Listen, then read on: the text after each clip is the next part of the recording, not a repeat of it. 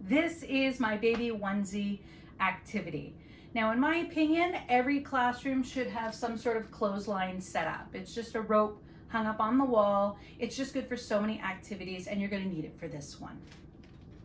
The baby onesie activity comes with 10 baby onesies pre-printed with words on them. You'll find that there are 3 larger ones and 7 smaller ones, and I'll explain why in a minute. I like to put them in some sort of basket, and I have them all folded and stacked in there in a particular order. And then you're also going to need some clothespins for this activity. So when I start introducing the topic of safe sleep, and we're talking about SIDS and SUIDs, we want to talk about some of the factors that we know that can help reduce the risk of SIDS. So then I'm going to send around the basket, and our first student is going to pull out a baby onesie, and they're going to read it out to the group, and it says back to sleep. Now, having babies sleep on their back is the #1 thing that we have found that has helped reduce the SIDS rate, bringing it down 50%. That's huge.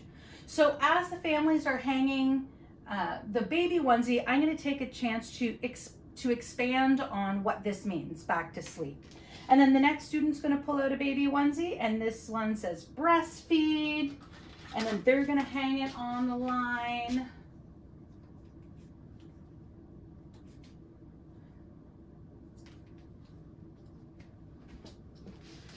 And then again, we just keep repeating this. The next person goes up, says no smoking, and we might want to take a second to talk about how we can limit exposure to smoke, especially when there's somebody in our family that smokes.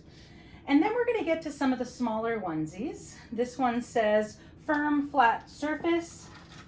So the idea that babies need to be sleeping on a flat surface, not an inclined surface or a bumpy surface. We can talk about the sleepers and nappers that people are using as opposed to bassinets and cradles. Don't overheat your baby. And we're just going to keep doing this until we get through all the baby onesies. So once they're all set up, you can talk about the fact that the reason these 3 onesies are bigger than the other ones is because these are the top 3 things that you can do to help reduce the risk of SIDS and SUIDs. And not that the other ones aren't important, but these ones reduce the risk the most. And I usually leave this set up for the entire class afterwards. It's a really great visual to remind them of the importance of safe sleep, and it can also jog their memory about things that they can do to improve sleep for their babies.